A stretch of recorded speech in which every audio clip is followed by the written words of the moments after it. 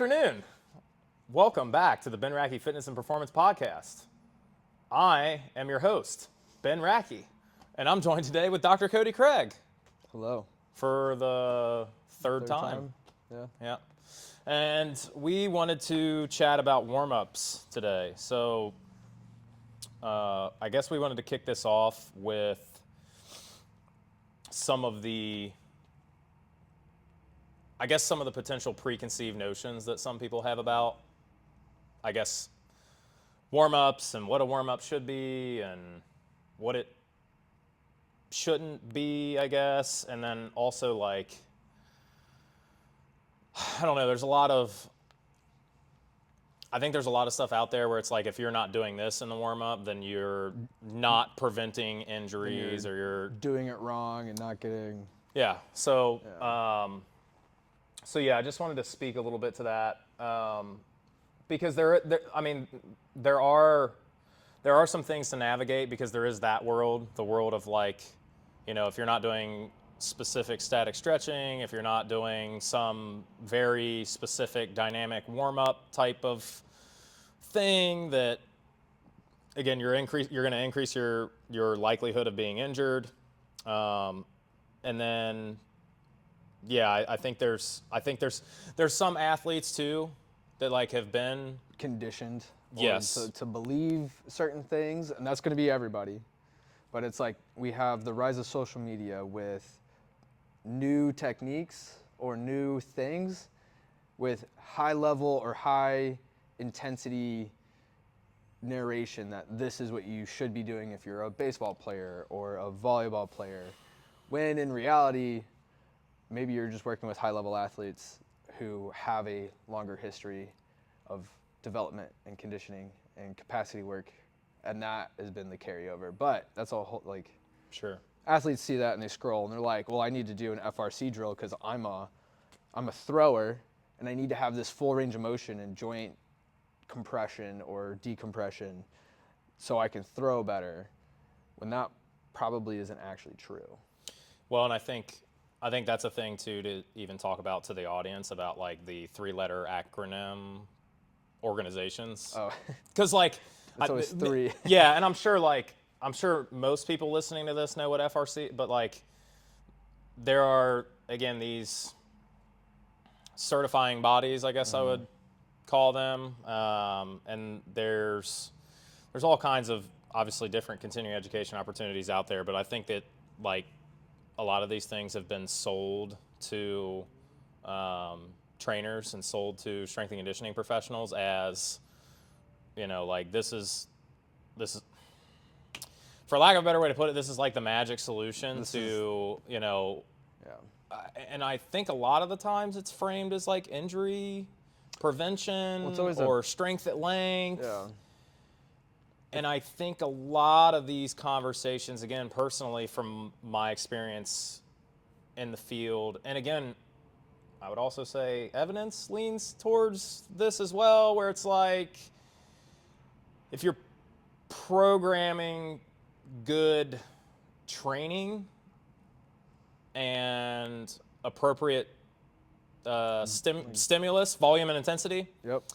that oftentimes from a strength at length and a range of motion and a injury prevention perspective, that is going to take care of that. It's not, well, the warm-up is the most important thing. And it's that's probably something I would have said 10 years ago. I would have said, yeah. But now I know better that the most important thing is the actual training, the work, stimulating stuff that you're doing consistently with your body. So again, I guess we're throwing out a lot of terms here, but the certifying bodies, I do think some of the evidence that's presented from some of these places is a bit skewed, and I also think that again, depending on your population, and if you're trained or untrained, what's the anything can probably work for somebody who's untrained, but how long is that gonna last? Gonna work? That's a whole other. But yeah, I don't know. Speak to this. Well, I like to preface FR, like I'm gonna drop a bunch of them, but it's like they all start with like, hey, we are a certified organization, like you were saying, and we do continuing eds to other coaches, trainers, PTs, chiros. These certifying bodies don't have a ton of hoops to become a certifying body. Sure. They have to have a works cited, they have to have some sort of outline of their course, and then they have to have a test to show that the participants learn the material. Yeah. And you have to have a cutoff for what is deemable as you learned it, and then you pay a fee to whoever. It doesn't mean that it's truly evidence-based just because they are a certified organization. Right. And we saw this with the FMS back in like 2010, thinking like, oh, if you have these numbers, and if we do these drills, and this whole movement prep to match what your issues were. Whatever your deficit is in their test and their subjective. In their point of view, right? Yeah. Yeah. And they did. They did the study in 2013 on the Colts, and like it literally showed nothing. Yep. But because they're like, we did a research study with the Colts, and it didn't show negative results, because nothing changed, so it's still kind of positive. But like, that started, I think, a lot of this stuff and then it led into like PRI. Like they just paid a fee, and they played the game, and then they make people think it's the next best thing, and it comes in waves. Like, dude, PRI was huge in 2009. Yep. I remember watching like Quinn Hennick do the hip lift with the balloon, breathing out. Yep. That's one way to regulate something, Sure. but is it the most effective? Probably not. Right. Well, and I guess that's probably the thing. That's probably the direction we need to take the conversation about, from helping the audience maybe learn a little bit more about this kind of stuff, is like what. So we were talking about this. I don't know if we were talking about it like in person or whether we were texting back and forth about it, but like, so a lot of these, certifying bodies, they will, use, and not all of them, I guess, but like a lot of them will use like they'll do table tests, right? Sure. And test range of motion on someone. And then they'll have them do, whatever, some XY intervention. Yeah, some sort of mobility drill, some sort of a breathing drill, and it's always, this is where things get a little frustrating for me, and I think it gets a little bit disingenuous, because they will make claims about like that it's changing your posture, or it's putting you in a more stacked position, or yeah, like, and I'm not. I guess again, like when it comes to like the short term, I'm not necessarily disagreeing with that, but like, I guess the point being is like there's like you can do quite literally anything from a movement perspective, and then come back and like retest it. You're probably gonna see some range of motion same improvements, whether that's you did like some FRC controlled, whatever the cars or the pails and rails stuff that they talk about, or you do some crocodile breathing or 90-90 breathing, bear breathing or something, or you ride the bike for 5 minutes, 10 minutes, or you briskly jog, or you whatever, do some light tier, deep tier plyos. Like if you test and retest those people, they're probably going to test better after all of those things.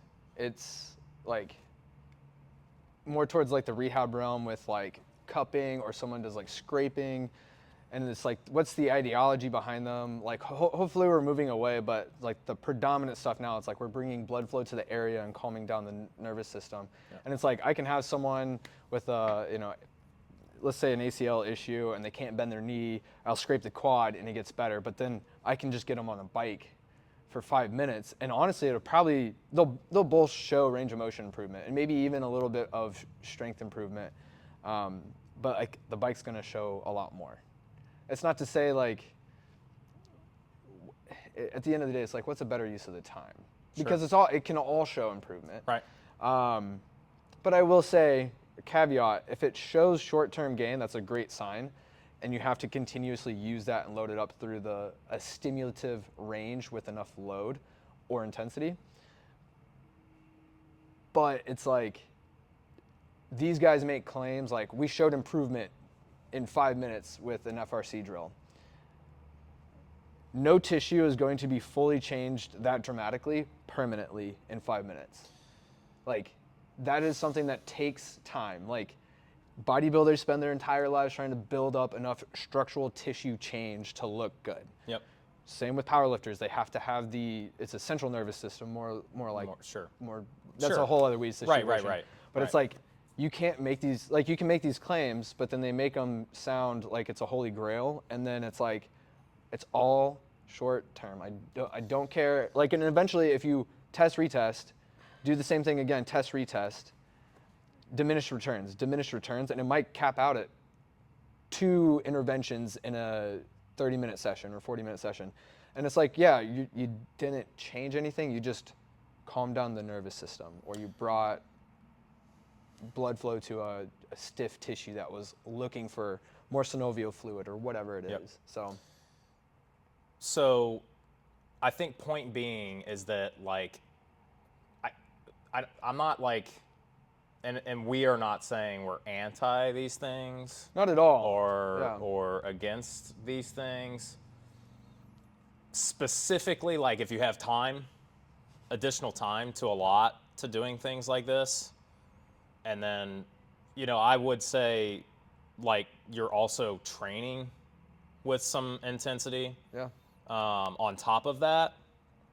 Now, I guess I could back up a little bit, because, like, I do think sometimes people use, like, doing these kinds of things as an excuse for terrible programs that are just, like, way too high in intensity and way too high in volume, and I have to do this X, Y, Z, or I'm going to be flared up. It's like, no, you're going to be flared up because, like, there's no kind of periodization. There's no undulation in intensity and volume. It's just, balls to the walls all the time. Yeah. Max effort training. And I don't see that most of the time. Most of the time, it's the opposite. It's like, no, this is going to be the fix-all to my problem. And then it's like, well, no, like, part of the reason, like, you're not, what we see a lot is, like, people playing way too much of their sport and not playing multiple sports, and then honestly not spending enough time with, like, general development, like general strength training, like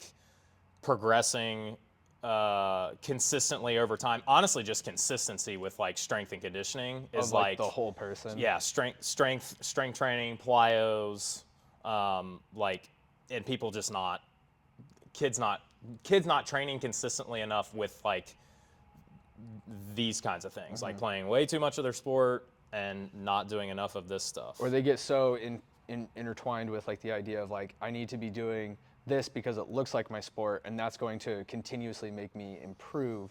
And it's like, well, you're just hitting the same nail over and over again. Right. And there's not enough of a support anywhere else to uphold all of that together. Right. And I mean, that's what I try to tell, like, kids and parents is, like, this space is for, like, improving your human physiological qualities, your strength, your muscle mass, your agility, speed, your ability to interact with the ground, like, these are the things that we can, like, conditioning, like, if conditioning is if you're not playing your sport year round, which, like, we don't have many of those, but even then, like, we can still probably sneak in a little bike or a little bit of extra conditioning for kids, and that's just going to help them be healthier. So, like, I think that's what this stuff is about. And again, we're not trying to frame this as, like, we're anti these things, but with, like, the athletes and clients that I work with,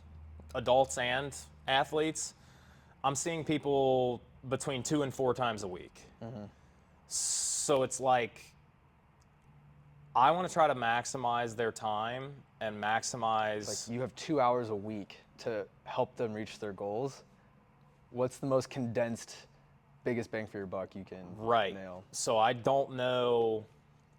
I don't know if I can justify doing, a bunch of like low level breathing drills and static stretching and foam rolling. And I want to get kids in and immediately start moving, and even with general fitness with adults, And again, this isn't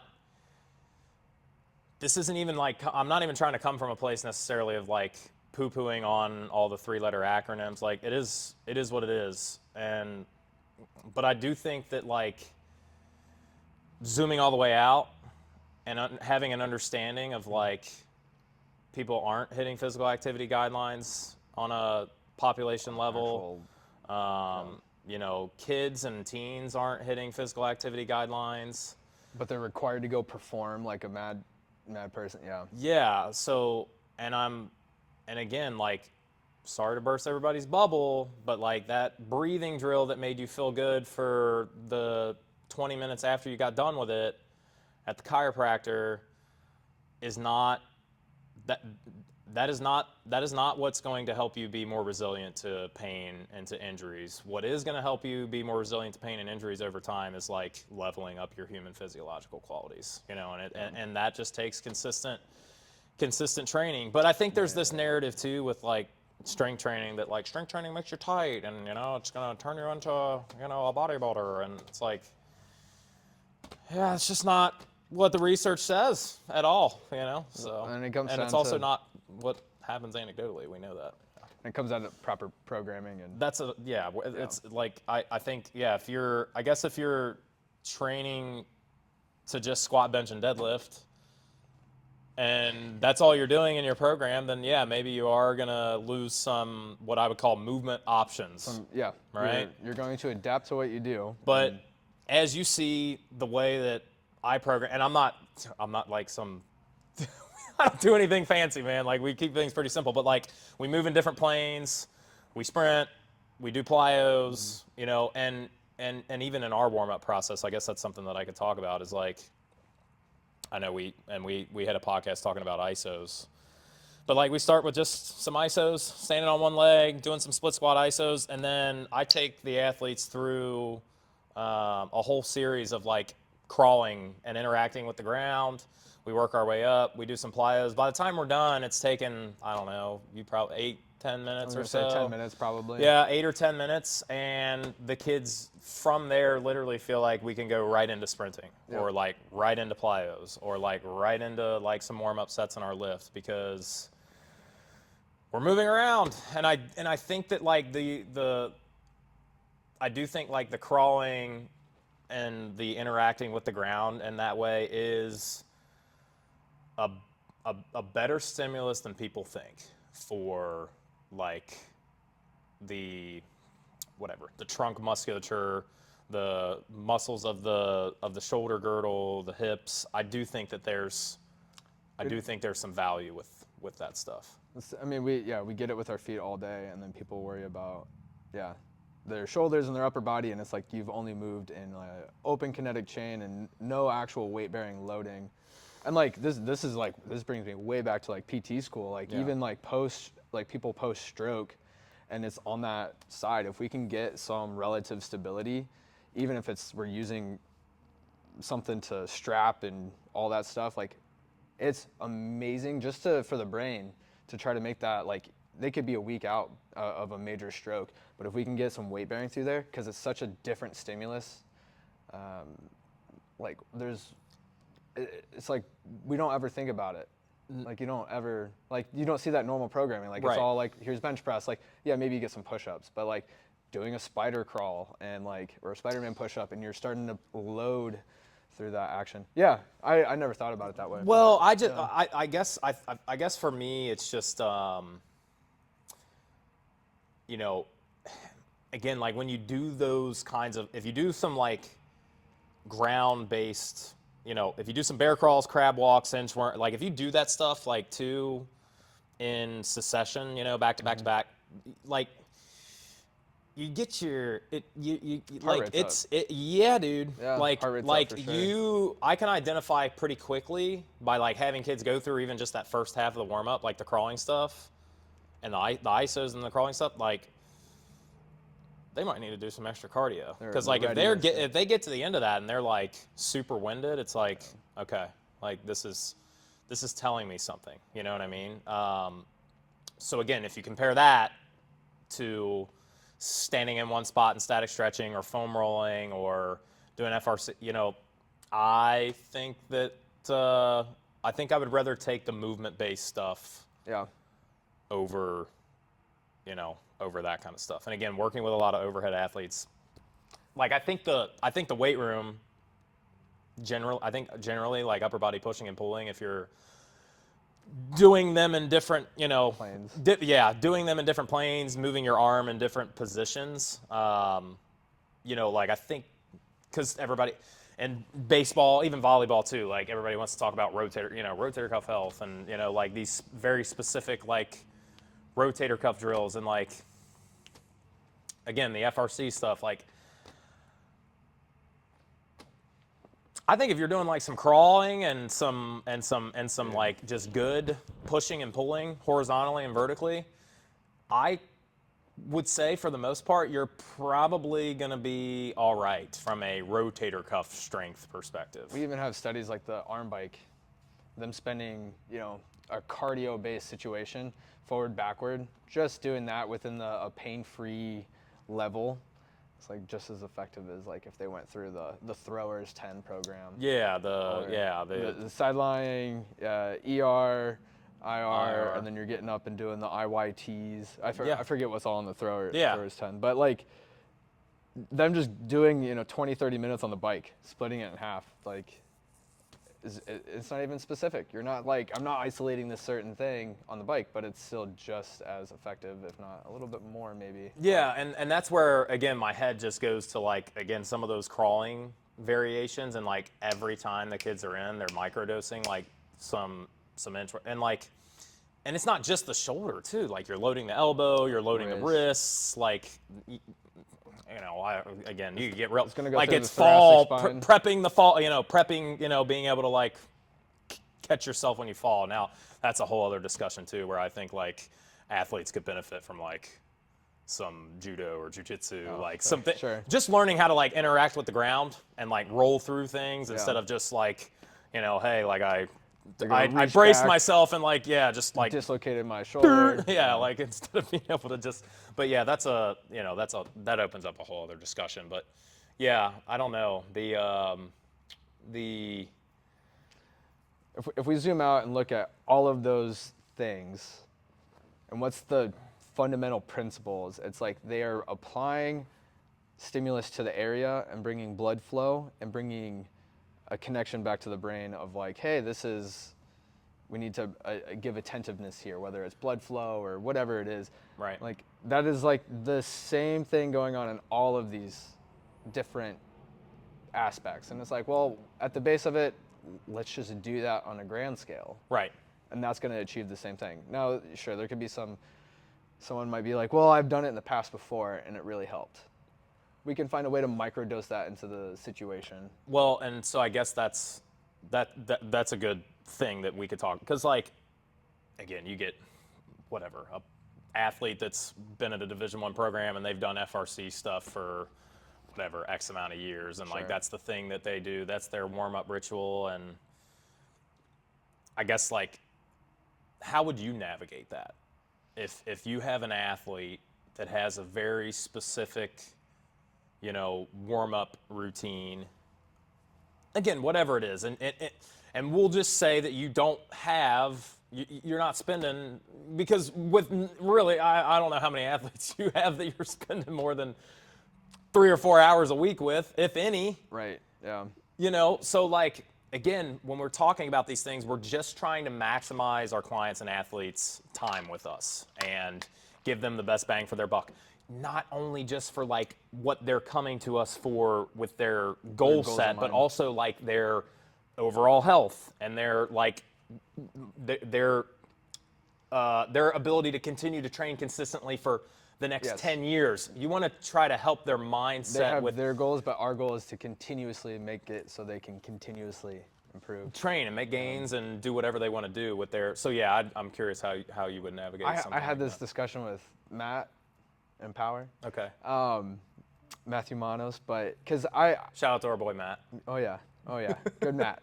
He's crushed. He's actually a monster. Yeah, he is. But we had this discussion. I'm like, I get so into what's the most effective thing to do at the time.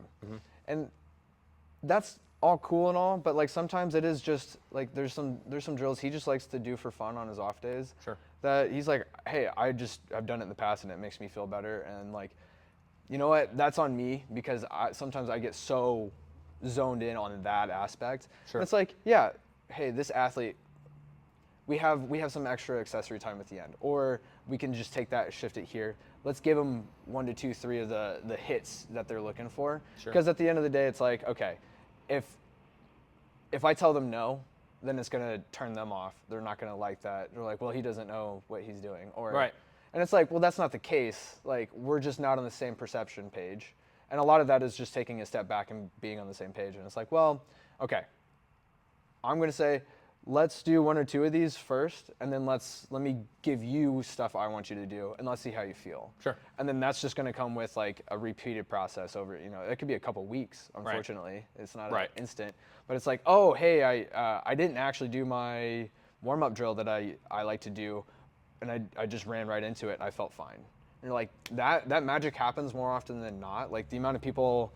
Oh, I just didn't do this, but I was able to deadlift off the floor and my back didn't hurt. And it was like, that's it. That's the goal. Like, that connects in their own brain, and before you know it, now they're not doing a warm up because, and you're like, well, hold on, let's switch gears. But I found it both ways. I found people that they have this very super specific, whatever it is, foam rolling, some FRC stuff, whatever, and they'll be like, oh, I didn't have time today, and I did whatever, 5 minutes on the bike and I felt fine. Yeah.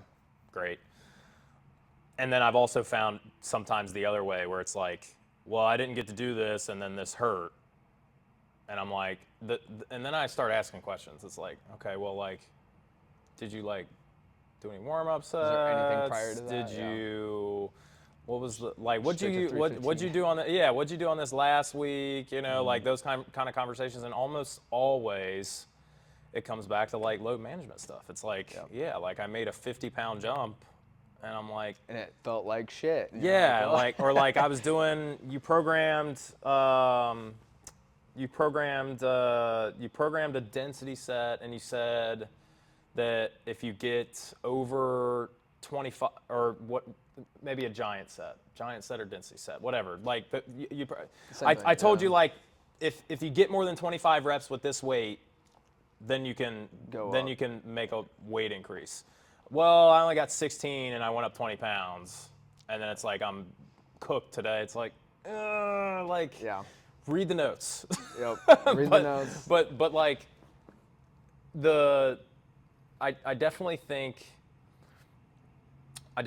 it's cool when you see someone, that's like short on time or something like that, and they don't do their traditional thing, their ritual, and then they're like, oh yeah, I'm fine. And like, that happened to me personally, right? Like, I used to be like, I have to foam roll my back, glutes, adductors, and then I got to hang from the bar, like especially like early on in my like really bad back injury. And like one day, like it was like I was just in a hurry, didn't even think about it, and I just went straight to the deadlifting on the floor. And it was the first time I actually had deadlifted off the floor, and I didn't do any of that. Like I was busy running between clients. I was already warm, and then it was just like boom, and I was like, holy shit, I just pulled from the floor without back pain. Like that happened to me. Like again, I'm not so far removed from like having a ritual warm up. I'm not either. Yeah, no, I mean as little as probably like 5 or 6 years ago. I was a foam roll, stretch, activation, like there was a whole a whole thing to it, you know what I mean? Whereas now I kind of on my lower days or on my days that I'm doing more high stem stuff, like I'm mostly just warming up with like some plyos, like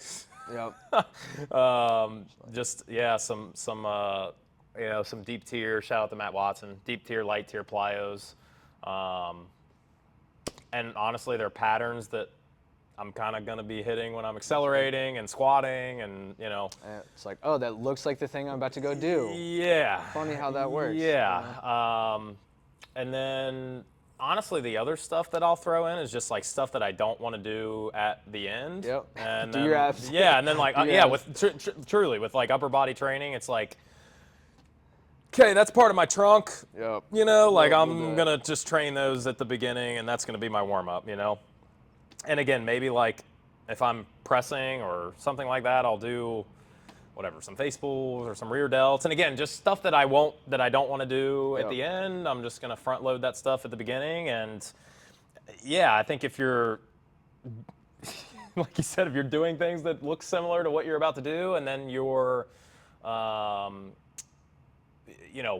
prepping the specific tissues that are going to be the primary movers, I think that's Yep. Literally the guy, I just had a client and he's like, what's a warm up that I should do before squats and deadlifts? And I was like, I literally explained to him, you can get your heart rate up, you can prep the tissues, and you can get in positions that look like squat, and then warm up the squat at the same time. Like, you have a giant set right there. You can just go into a circuit.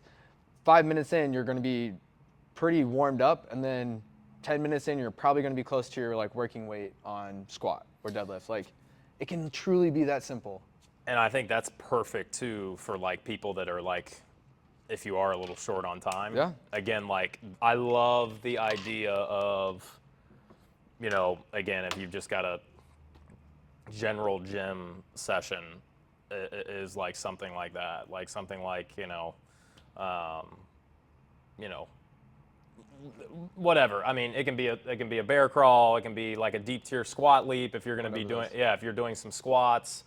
And even like for the adults, I'm like, hey, we're gonna ride the bike on a squat day. We're gonna ride the bike. We're gonna do some deep tier plyos. We're gonna do some light tier plyos, and we're gonna do something for abs. Sure. And it's like, you do that a couple times, and it's like, oh, yeah, I feel like ready to go. And like now my higher stem workout. stuff, like I can kind of get right into this stuff. So,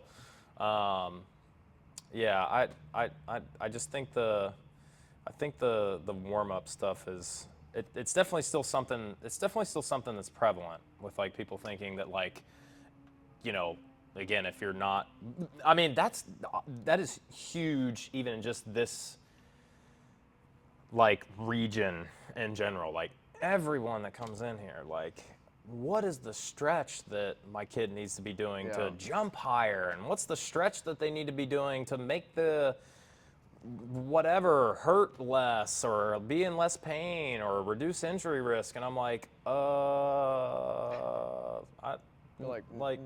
none of that. Like, and again, I'm not saying like stretching isn't good. I'm not saying like you can't stretch. But again, I'm also saying that like, correct me if I'm wrong, like static stretching isn't a physical activity guideline.